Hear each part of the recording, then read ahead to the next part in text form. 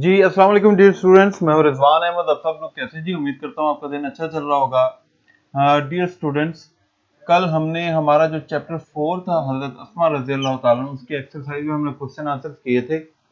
आज जो है वो मैं आपको जो हमारा यूनिट 5 है वो पोइम है डैफोडिल्स वो पढ़ाने जा रहा हूँ। और फिर यूनिट 4 और 5 के एक्सरसाइज में जो ग्रामर का पोर्शन होगा ये हम एक साथ कर लेंगे, क्योंकि दोनों चीजें आपस में इंटरलिंक्ड हैं, तो एक ही लेक्चर के अंदर होंगी तो आपको ज्यादा समझ आ जाएगी। ठीक है, आज हमारे पास यूनिट नंबर 5 है। बहुत ही मजे की पोएम है जी ये वाली, डैफोडिल्स।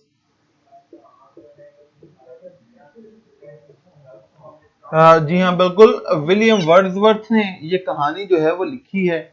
ये पोएम डैफोडिल्स जो है ये बेसिकली आप समझे कि एक तरह का फूल है जो दरिया के किनारे जो है वो उगता है। उसे कहते हैं नरगसे आबी।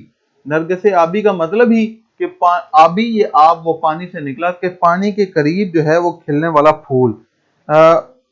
मैं अब जब आप यही पोइम बड़ी क्लासेस में, अगर आप में से कोई जो है वो इंग्लिश लिटरेचर को आगे पढ़ेगा एमए में, तो हो सकता है कि ये पोइम विलियम वर्ड्सवर्थ की वो दोबारा पढ़े। जब वो इस पोइम को दोबारा पढ़ेगा तो उस वक्त वो इसकी विलियम वर्ड्सवर्थ की फिलॉसफी को समझेगा। विलियम, मैं अभी आपको आसान लफ्जों में ये समझा दूं कि ये जो हमारा पोएट है, ये जो शायर है विलियम वर्ड्सवर्थ, इसका ये मानना था कि जो चीज हम बेसिकली अपनी आंखों से देखते हैं, वो उस वक्त देखने से उतनी खूबसूरत हमें नहीं लगती जितना कि बेसिकली हम उस एक्सपीरियंस को बाद में अकेले बैठकर जहन में याद करते हैं। तो जब हम जहन में याद करते हैं तो वो मंजर हमें पहले से ज्यादा खूबसूरत लगता है और वो हमें राहत बख्शता है। इसी तरह ये जो शायर है, इसने भी वो डैफोडिल्स जो है वो कहीं देखे और वो एक्सपीरियंस करने के बाद वहां से चला गया, जो भी उसने काम किया। अब वो अकेला कहीं बैठा है, परेशान है या कुछ भी है, तो अकेला आंखें बंद करके उस मंजर को जब दोबारा सोचता है तो उस सारे मंजर की खूबसूरती जो है वो उसके जहन में आ जाती है, और वो जो है वो उसे हर तरह के गम और हर तरह की परेशानी से जो है वो उसे आजाद कर देती है। बस ये आसान लफ्जों में आपको समझा दिया मैंने। अदरवाइज इसकी जो और फिलॉसफी, जिसमें वो पैंथेइज्म का बात करता है, जिसमें वो नेचर एज ए गाइड की बात करता है कि ये जो फितरत है, ये जो कुदरत है, ये बेसिकली हमारी रहनुमा है। कमेंट जरा मुझे। तो ये अभी बात आपको समझने की जरूरत नहीं है, आप सिर्फ सिंपल वर्ड्स में इस पोएम को समझें। ठीक है, और उसके बाद जो है वो आप हम इसकी समरी वगैरह कर लेंगे, मैं आपको यहाँ पर करवा दूंगा, इसके क्वेश्चन आंसर्स करवा दूंगा। अच्छा जी, बुक आपके पास डेफिनेटली होगी। हम पोएम को शुरू करते हैं। उसमें शायर कहता है कि I wandered lonely as a cloud. Wander, wander का मतलब होता है घूमना फिरना, stray, Rome.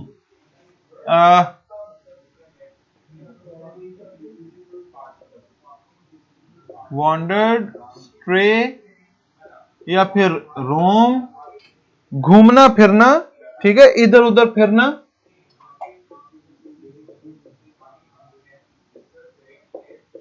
Wander, I wandered lonely, lonely का मतलब अलोन, तन्हा।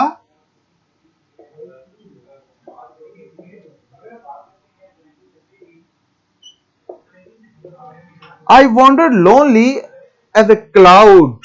तो वो कहता है कि मुझे ऐसे महसूस हुआ कि जैसे मैं एक, अब देखिए आसमान कितना बड़ा है, तो मैं तन्हा उस बादल की तरह हवा में घूमता फिर रहा हूं।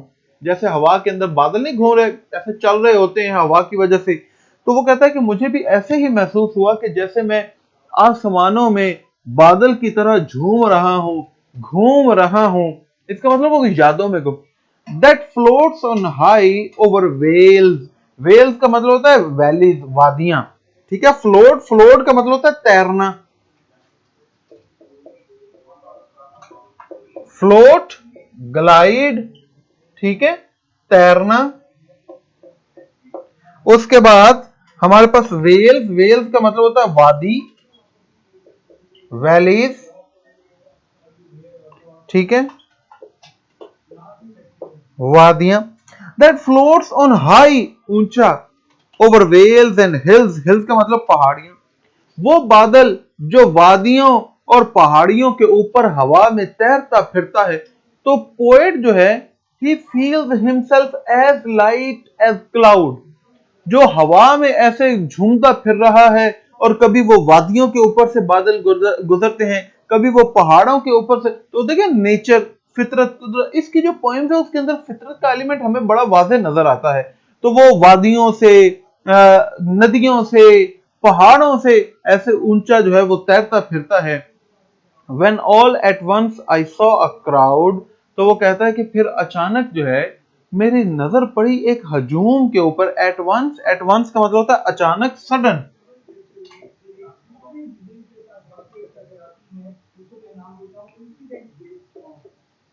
सडन, अचानक। कि अचानक जो है वो मेरी नजर पड़ती है एक हजूम के ऊपर। क्राउड, मैस, मॉब, हजूम। किस चीज का हजूम अभी हम पढ़ेंगे।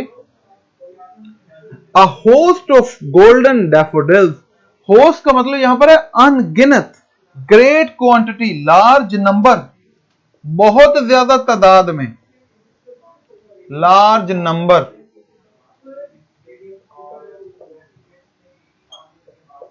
अनगिनत। मेरी नजर पड़ी अनगिनत सुनहरी नरगिस के फूलों के ऊपर। बिसाइड, बिसाइड का मतलब होता है नेक्स्ट टू, क्लोज टू, के करीब, क्लोज टू या फिर नेक्स्ट टू, करीब ही। किस चीज के। बिसाइड द लेक, नदी के, झील के किनारे।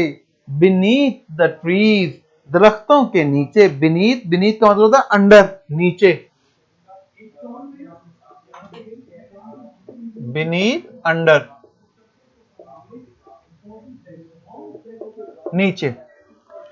When all at once, वो कहता है कि मैं अकेले बादल की तरह वादियों और पहाड़ियों के ऊपर तैरता फिर रहा था कि अचानक मेरी नजर पड़ी अनगिनत सुनहरी नरगिस के फूलों के हजूम के ऊपर, जो एक नदी के किनारे किनारे दरख्तों के नीचे लगे हुए थे।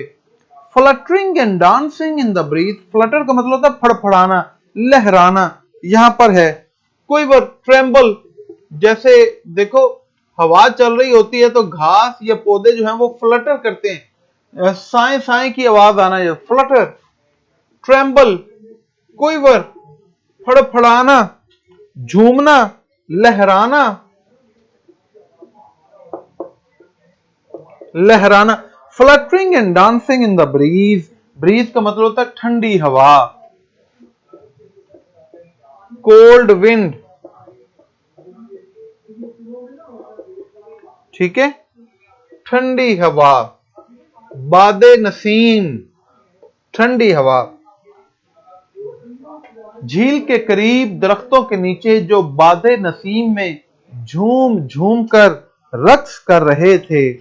आगे बेटा समझ, पहले पैराग्राफ, पहला जो स्टांजा है बहुत ही आसान, हमने समझ लिया। Continuous as the star. और वो कहता है कि वो फूल भी, जो डैफोडिल्स हैं, वो ये नहीं कि कोई एक लगा हुआ, कोई उधर दूर कहीं दूसरा नजर, नहीं, लगातार साथ साथ जुड़े हुए हैं, जैसे आसमान पर आपको सितारे नजर आते हैं। कंटिन्यूस एज स्टार्स, और इस तरह लगातार थे जैसा कि सितारे होते हैं। दैट शाइन, जो चमकते हैं। एंड ट्विंकल, और टिमटमाते हैं। ट्विंकल, ट्विंकल का मतलब होता है स्पार्कल, टिमटमाना,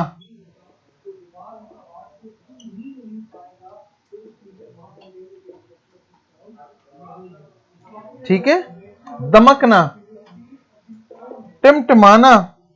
शाइन, शाइन का मतलब होता है ग्लिटर, चमकना, ग्लिटर, चमकना। कंटिन्यूस एज द स्टार्स, इस तरह लगातार जैसे सितारे। दैट शाइन, जो चमकते हैं। एंड ट्विंकल, और दमकते हैं, टिमटमाते हैं। और ना मिल्की वे, कहकशां के ऊपर। मिल्की वे जो है ये बेसिकली कहकशां गैलेक्सी जिसे हम कहते हैं, ये मैं इधर लिख रहा हूं, मिल्की वे हमारी एक गैलेक्सी है। कहकशां, कहकशां के ऊपर, दे स्ट्रेच्ड इन नेवर एंडिंग, और वो फैले हुए हैं कभी ना खत्म होने वाली लाइन, कतार में। नेवर एंडिंग, कभी ना खत्म होने वाली। स्ट्रेच, स्ट्रेच का मतलब फैलना, एक्सटेंड में यहां पर लिख रहा हूं ये वर्ड स्ट्रेच, एक्सटेंडेड, फैले होना।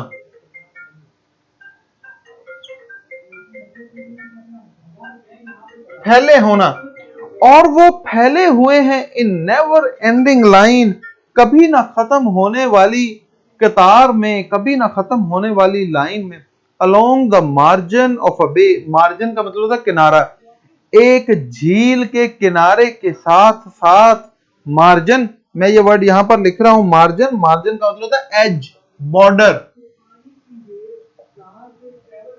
एज, किनारा, एक नदी के किनारे, एक झील के किनारे के साथ साथ बे, बे का मतलब क्या है, गल्फ, ये मैं इधर लिख रहा हूं बे, झील,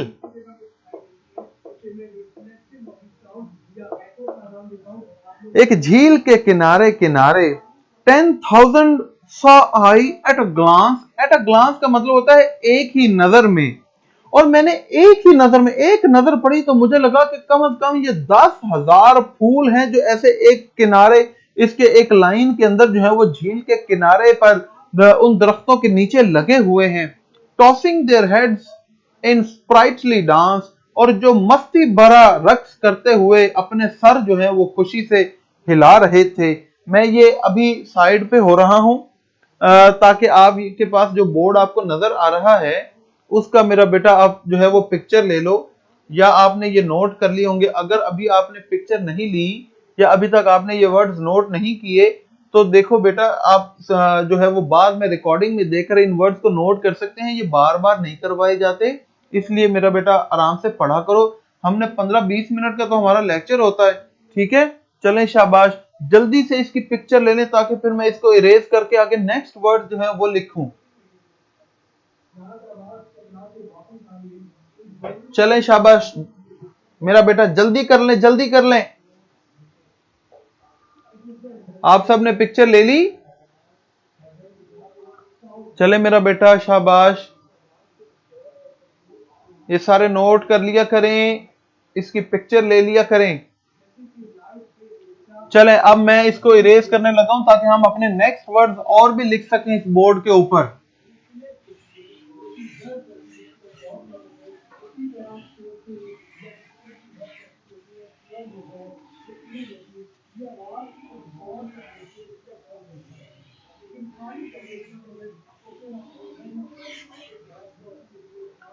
अच्छा जी, आगे हमारे पास आखिरी लाइन है tossing their heads. Toss, toss का मतलब क्या होता है, शेक,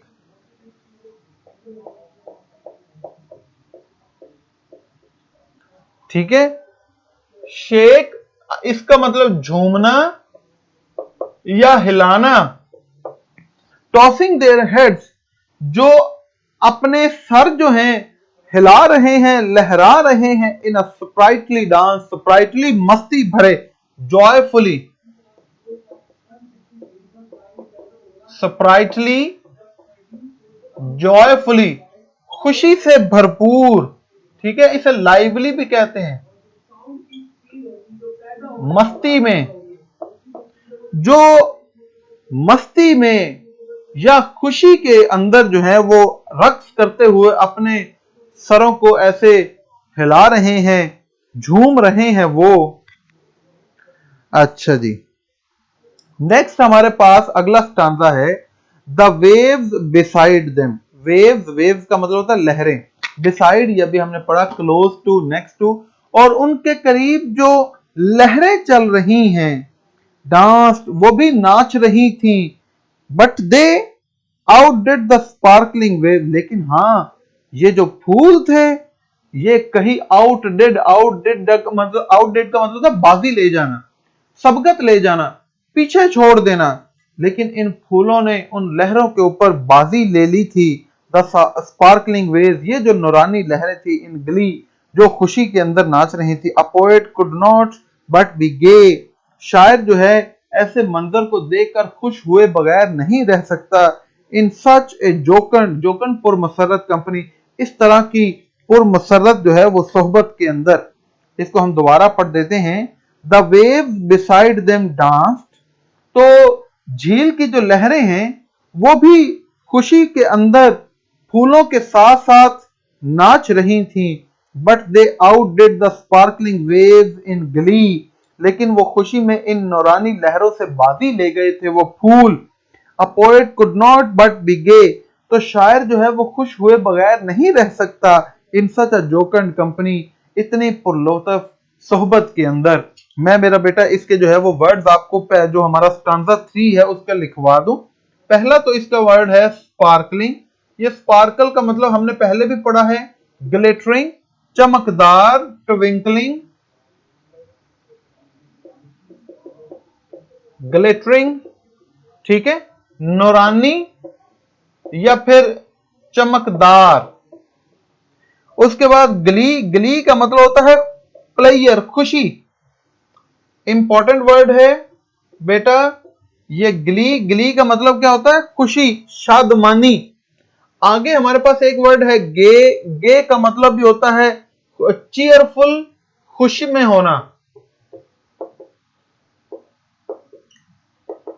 ठीक है, खुशी महसूस करना। उसके बाद हमारे पास जोकन, जोकन का मतलब होता है हैप्पी, पुरमुसर्रत, पुरलुत्फ, ठीक है। ये चीयरफुल, ये एक ही मतलब है इसका, हैप्पी, पुरमुसर्रत, ठीक है, या खुशकुन। आगे गेज, गेज का मतलब होता है नजर दौड़ाना, स्टेयर, टिकटकी बांध कर देखना,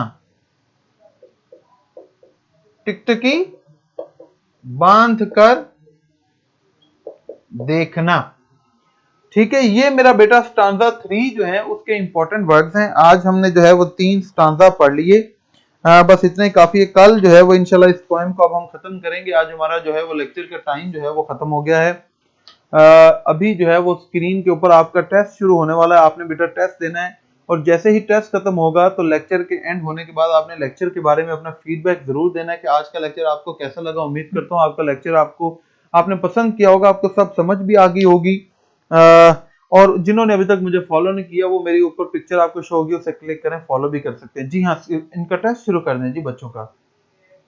जी जैसे ही टेस्ट खत्म होगा मेरा बेटा रिजल्ट जो है वो आपको शो हो जाएगा। मेरी तरफ से आज के लिए इतना ही। अगेन एक दफा फिर कहूंगा कि लेक्चर एंड होने के बाद आपने जो है वो अपना फीडबैक लेक्चर के बारे में जरूर देना, मुझे फॉलो करना। अपना ख्याल रखें, दुआ में याद रखें। अल्लाह हाफिज़।